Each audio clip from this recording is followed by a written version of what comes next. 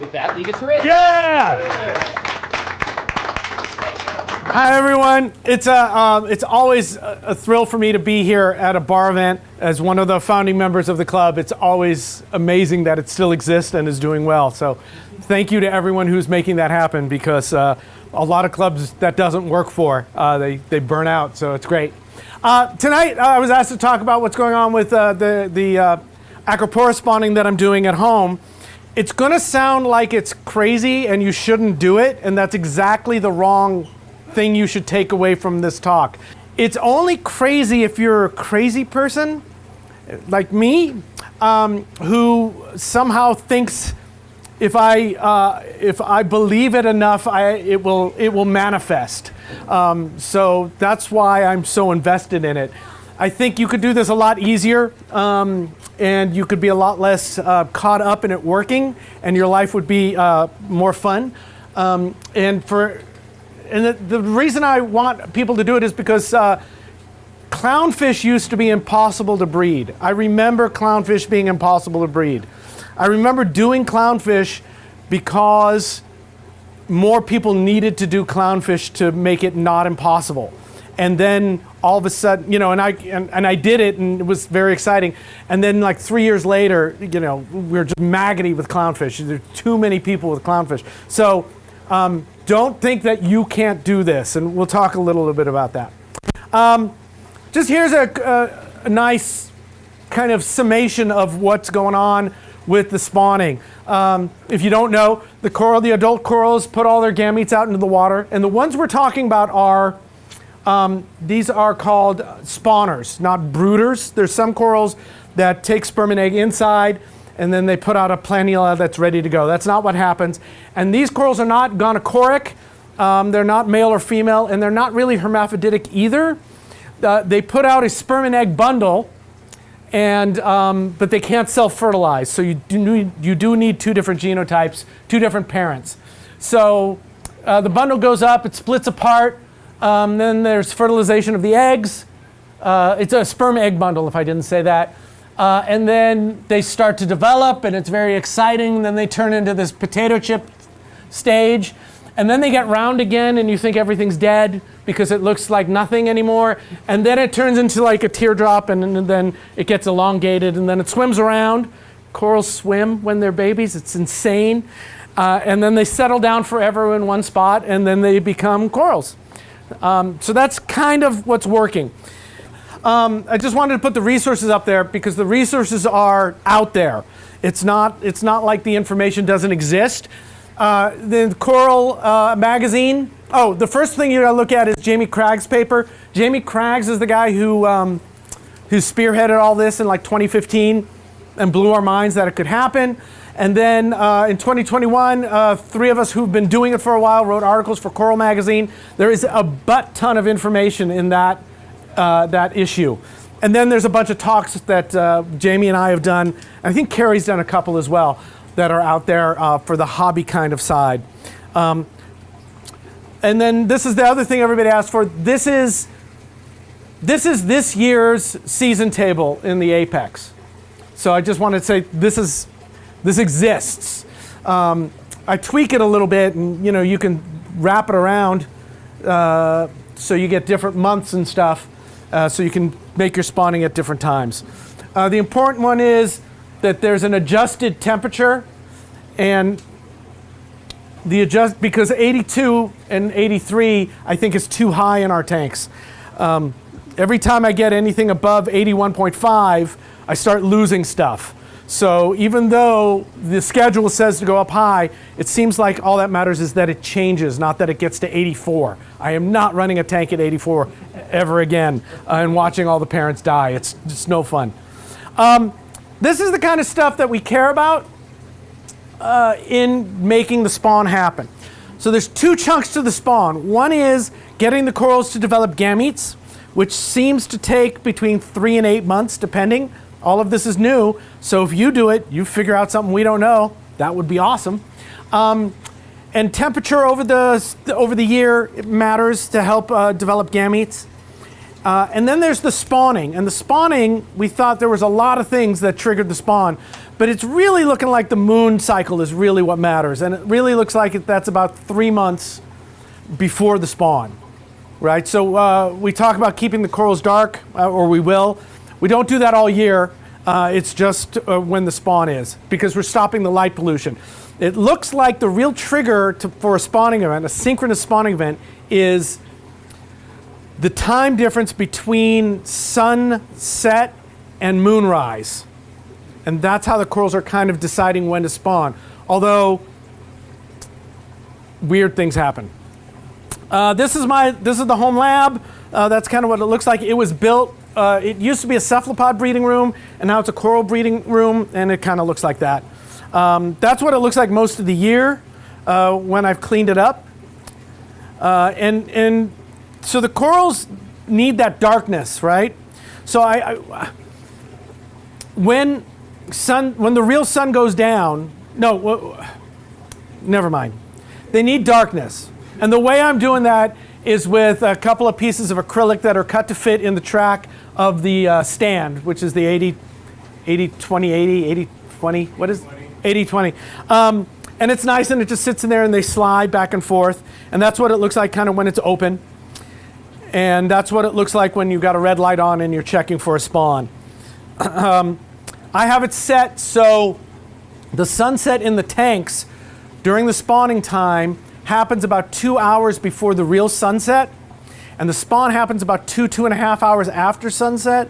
So by doing that in November and December means that when the spawning is happening, or when I'm going to be checking for setting, which I'll show you in a minute, it's dark outside, so I don't have to darken my whole room, right? I was going to get, blackout shades, and I didn't want to deal with that, and I went, I can just schedule it to be at night. Although, I would much rather them go at 2 in the afternoon than 7:30 at night, as it turns out. But it's a couple times a year, and the acrylic makes a great place to write stuff down. So that's how I keep notes.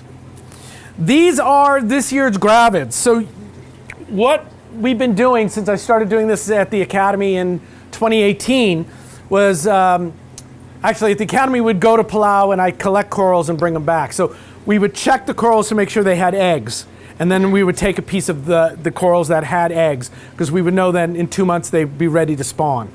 So the other way to do it is you just find a supplier who can get them for you. And for me, that was Unique Corals. They helped me out a few times, and I'm really, really thankful for it. So these are all Australian corals, and I got these at the end of October, which was too late. I have an ulcer this year. I want them in September so they get used to everything on a longer time frame, but we couldn't get them. There were storms, there was boat damage. But anyway, they all arrived. This is where they were collected. Since you need a different mother and father, they can't be related or you won't get fertilization.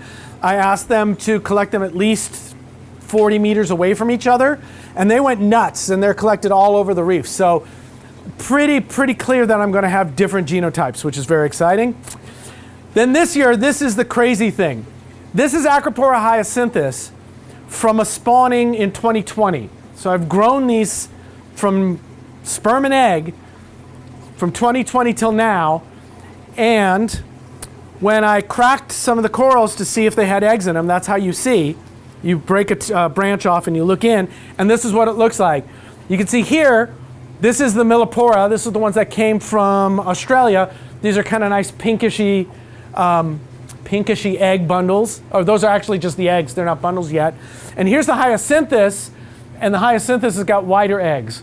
So this was about a month before this, so I figured they were going to go in the same time. So I was very, very excited. So that means if the hyacinthus go, I've done F2s. I've had babies make babies, which is apparently a big deal in captive breeding. So very exciting. This is the high-tech spawning area. Actually, it's the larval, it's the IVF, it's the incubator, it's the toddler playground, it's where all the babies are going to hang out. I've got too much stuff going on in the other tanks right now to be able to use the tanks as double duty. So I use my DIY stuff that I learned as an aquarist, And basically this is a sump and this is a tank. Yeah, kind of, right? And there is an overflow, so they do this and come back up. But there's also a dose pump that draws water from these tanks, drops it in here, and then pulls it out of here. And I originally thought I would do like 10 gallons a day. There's about 15 gallons in each of those, and I went, that's stupid. I'm running them at maximum. So they're doing 140 liters a day, which is 5,000 gallons. I don't know what that is. But it's the biggest water change I can think of, because why not, right? If they're sitting there all day and something goes wrong, I'd rather have them have the buffer by the constant water change all the time. All right, we'll get to some more. So you get your corals, you know they've got eggs in them. When are they going to spawn? You kind of figure that out by when the full moon is in relation, when the full moon is. My stuff in the academy and at the house go reliably about 12 days after the full moon. In the wild, they go about 3 or 4 days after the full moon. The moons at 14 days here, 12 days here, and in the wild are nothing alike. So I really don't know why it's working, but it does. So I'm not going to cry too much. All I care about is that I can predict when the spawn is, and that's what's called taco time, for no good reason, some really random emoji reason that's stuck. So I predicted a spawn the 11th, 12th, or 13th in November, and then the 10th, 11th, 12th of December, and then we'll talk about why these are circled. Or maybe we won't. We'll talk about it now. We had a weird spawn. I had 3 spawns this year instead of 2. They went early. Some of the Millipora went early, which is kind of near when they went in the wild, and then the rest of them went here. And then the Hyacinthus went here. It was a real kind of pain in the butt. But it's an exciting pain in the butt, right? Like, have you ever talked about your tank as a big pain in the butt, right? But it's still fun?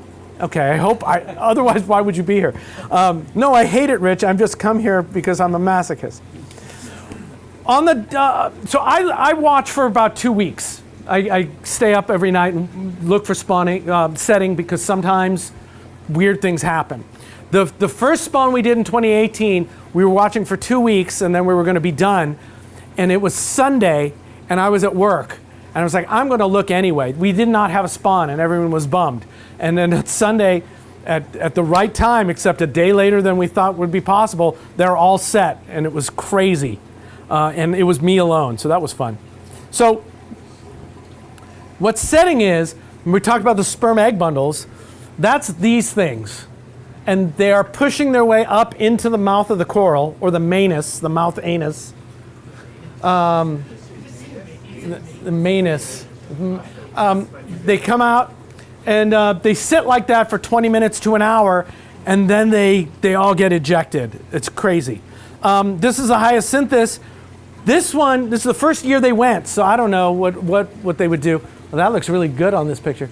My photography skills are better than that. This is red lit.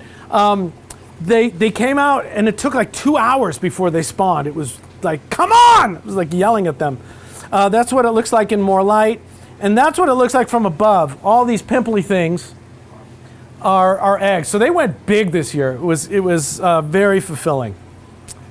And then they spawn, which kind of looks like that, right? It's like a snowstorm going upwards. The first time I ever saw this was in Anilao in Philippines, I guess in 2011. And 3 of us were on a night dive, and we didn't know anything about spawning then, like almost nobody did. And we were swimming around, we started seeing all this stuff, and the 3 of us all realized at the same time what was happening, and we started screaming. And it was like the second spawn observation in the Philippines. It was very amazing that it was just, 12 years ago that was happening. That's kind of what everything looks like from a little bit lower. That's what it looks like from the top. And then you collect everything, and here you go, your sperm egg bundles getting ready to go. There we go. That's a sperm egg bundle. You can see the eggs, like 6 to 12 eggs, and then a bunch of sperm. I don't know how you quantify how much sperm is in there. And then they break apart, and then they float around at the top and make a delicious soup, and fertilization happens, and then they float around on the top even longer, and then they swim down and find a place. Right? Since I'm doing it in a tank, we're going to collect all of those. I guess this can play. It's a little sped up because I wanted it to be. This is just collecting the gametes off the surface, and then I put them in gravy separators, wait for the sperm and eggs to separate, then I manipulate them to make it the right mix of sperm and egg. Too much sperm makes the baby go blind. Too much sperm, they don't like too much sperm. It actually can kill the eggs. They don't. It's like too many people at a rave. Nothing can happen. And that's what it looks like. This color of the water, we call it lemonade. And that's how we eye how much that your sperm density is correct. And I guess there's a video of that too. Yay. I don't want to take up all your time. And that's embryos. Every step of this is very exciting and also terrifying, because at every step, 99% should die in the wild, right? That's why they put out millions of eggs. This is how I used to do it. These are what I like to call incubators, and they just sit. Is this a video? This might be a video, yeah.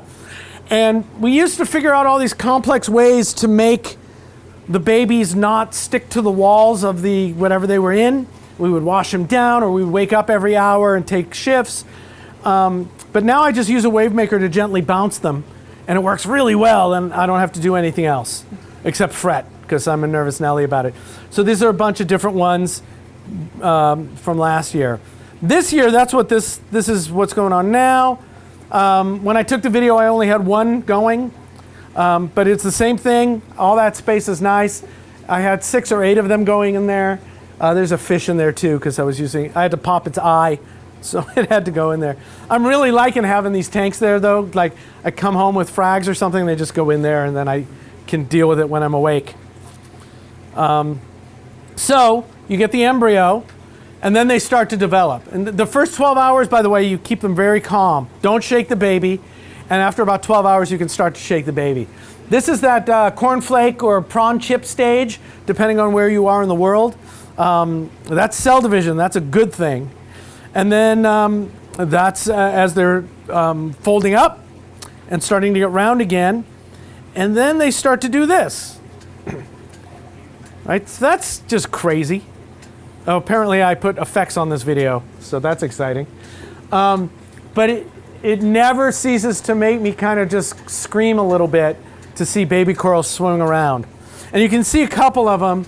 One of the ones over here is starting to elongate a little. This one is too. That one. It's starting not to be round, which is what we're looking for. Here's the cilia. I was only able to get this once, but this is the cilia on the side of a planula swimming around. I've not been able to redo that shot, so it'll be in every talk forever. To give you a size, a feel for how big a larva is, I call them a larva or a planula, it's the same thing. That's the planula, and that's my finger, so that's my fingerprint. So they're small. And then this is a picture I got this year. It made me very happy. It's almost ready to start settling. And apparently I put the, yeah, why is this here? So you can see more things floating around. Oh yeah, that's right. Every step needs something different. So for a week or two, I need air bubbles in different places, and I need calmer water, and I need no recirculation. And then I need both, and then I need no air. So I don't bother to make it all neat and clean, because it's going to change in a few days, and it may change every day as well. And then this is the next step. You have settlement substrates. Why do we call them settlement substrates? Because it sounds scientifical instead of tiles. These are aragonite. I did a mix of aragonite and what's the other one? Ceramic this year. I think they like the aragonite ones better, but the aragonite ones were seasoned longer. So I take these and I put them in a tank somewhere and let them get a biofilm and maybe a little bit of coralline algae, although put a pin in that because coralline algae is wonderful and frickin' evil. Coral love to settle on coralline algae. Coralline algae don't like things settling on it, so they have all kinds of ways to fight it. They'll slough them off, they'll engulf them. It's very exciting and annoying. But they need some kind of biofilm. If you don't have a biofilm, they tend not to want to settle unless you have the right species of coralline algae, which nobody knows what it is, but if they know what it is in England, but I haven't been able to get any of it over here. And then you can just use fresh tiles and crush up the coralline and sprinkle it in, and it will give the corals a cue to settle, and then you don't have to deal with coralline algae for the rest of the growing up time. This is a video, I just wanted to show you, up here is a settling tray, and it is actually tied with gear ties to the top of the tank. And that's to keep the overflows. There's a slit cut in each end, and it's got micro mesh on it, right? You want some water going through there, but too much water, and either it'll flush out the babies or it'll make them stick to the screen. So I keep that above the water line so water doesn't push in. The only water that's going out is a little bit that I'm dripping in over time. I think this is a video. Yeah, so that's a pretty aggressive drip. It's usually not that much.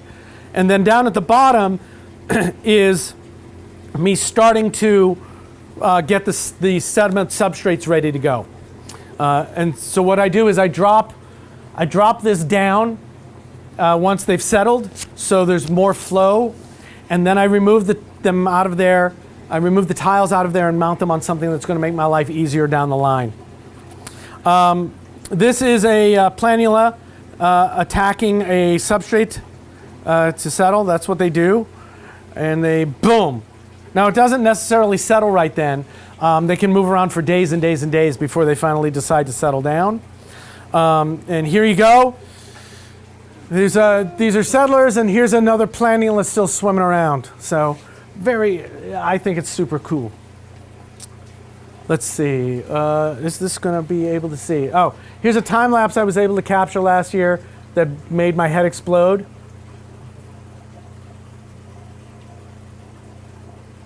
That bubble will pop. Oh look, I'm a coral now. So they just push down, they affix, and they attach as good as they can, and then over the next 24 to 48 hours they do a lot of energy and become a skeleton inside, which is great. That's what they look like pre-skeleton, right? This guy here, and this lady here. And this is a day or two later, and they have a skeleton inside, and they've got a polyp, they've got tentacles, they eat. And then a couple weeks after that, they start to uptake the, we don't call it zooxanthellae anymore. What do we call it? Symbiodinium. Ooh. The symbiotes, right? The algae inside. It's not really an algae, right? It's a dinoflagellate, but whatever. It's very cool. And then sometimes some tentacles have them and others don't, and it's very confusing. For scale, this is what we're talking about. And that's about 2 months old because there's multiple polyps. Then this is a lot of life, is looking at these guys and keeping them clean. So it's right, and here they are even more. This is a more advanced one. It's got a couple of polyps. It's very dark. This is a hydroid, and this one's lagging. And there's some other bad stuff there too. Here's coralline algae being horrible. I hate you. The other one is bad too.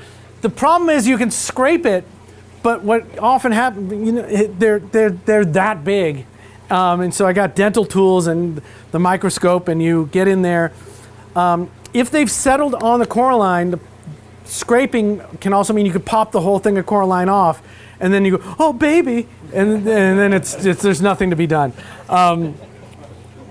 Algae's a horrible thing. Yeah, so we hate algae, so you can scrape that as well. I'll show you at the end. I have a new tool in this battle. The couple of the traditional tools are, we don't nail them with light from the start, because that just fuels, while it keeps the coralline a little bit down, it just makes algae grow like crazy. Jamie Craggs again was like, well, why don't we, Jamie and I were at a workshop in Florida where Martin Moe was presenting that he had spawned diadema urchins. That's important because diademas, they all died in 1982, and then they recently had another die-off, and that's why a lot of the Caribbean reefs are algae covered now instead of coral covered. So he went, well, heck, why don't I co-culture a tropical urchin to put in there? So he did tuxedo urchins. There's a paper on that too. ORA this year was very nice. They weren't very nice. I was lagging, and I called them and said, oh God, nobody's got urchins. Do you have urchins? I said just like that. So they would take pity on me. And they said, no, absolutely. And they happen to have some of the right size. So they take care of the algae. It's nuts. And this year I have everything in one small, they're in those tubs, right? So I've got something like 270 tiles that have got babies on them. And there's 100 urchins in there. And those urchins are doing a great job. I've even started putting light on them now because the urchins are kicking them back, kicking the algae back. There's also baby trochus snails. It turns out they're all on that side of the picture that's not on the screen. But in my lab tanks, at night, there's a ton of baby trochus. So I go in there and I get a net and I kind of collect them and then I throw them in with the babies. In fact, I have to do that tonight. Again, it's another co-culturing. In Jamie's paper about it, the survivorship with the urchins is way more than with the trochus. The trochus will eat the film. The urchins will chow down on a little bit more, but a little bit more grown algae. But it's the same. Herbivores are not going to eat long algae. It's, like deer won't eat branches, they'll eat the shoots. So you scrape it down so it's small enough, and then your herbivores go to town. And then you wait a few months and they start growing, and it's great. And then you can see them and you're all excited. Of course, they're dying all the time, right? You start with 10,000 of them, and then one day you go, oh, a lot of them are empty. I wonder what that was. Maybe I didn't feed enough. Maybe I fed too much. Maybe I fed the wrong thing. Maybe the temperature wasn't enough. Maybe it was too low. Maybe it was too high. Maybe the alkalinity. So, if you're like me, it's like, what did it? But who cares? They also will settle gregariously. And what we had here, this is from last year's spawn. These are two different genotypes of baby coral that hate each other. Oh no, that's not what I'm showing here. That's true though, but that's not what I'm showing here. I'm showing this.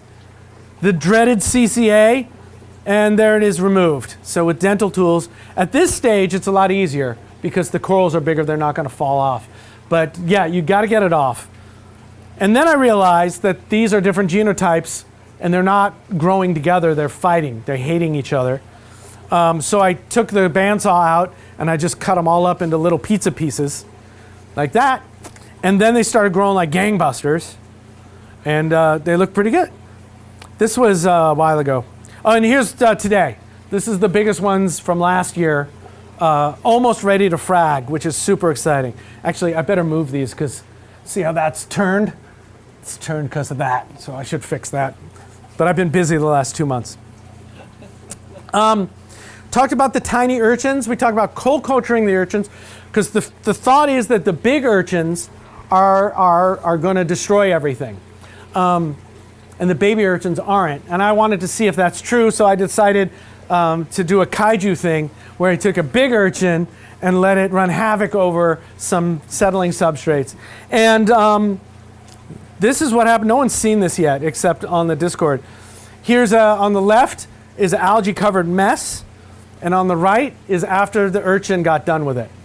And I did this with just one urchin in a sequestered area in a tank, so that nothing else could get in there. And I left it afterwards for a while, and then the snails got it. And big snails are the worst because they keep that shell low, and they just kind of, here's your baby coral, and here's your snail shell, and pop, pop, pop. But it was a test. But you can see there's still a lot. In fact, the first time I did it, I found they were all still there. They had not destroyed a single one, but they had totally taken care of the algae problem. Here's another depressing CCA picture. Over here, you can see them starting to get subsumed. But I definitely had the most settlement on the CCA.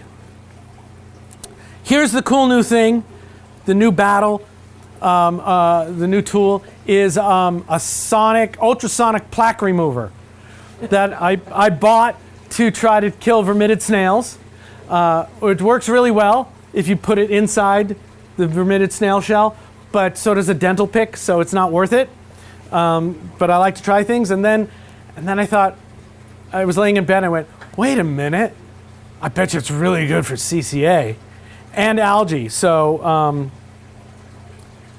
check this out. Oh yeah. This is a little sped up because while it's exciting for a minute, it's not exciting for a long time. It seems to be working really well. This is like 3 days old, this idea. And you'll see it just pops it away. And this is what I was doing just before I got here. And by the way, that settler looks like it's already got 3 mouths, so that's exciting.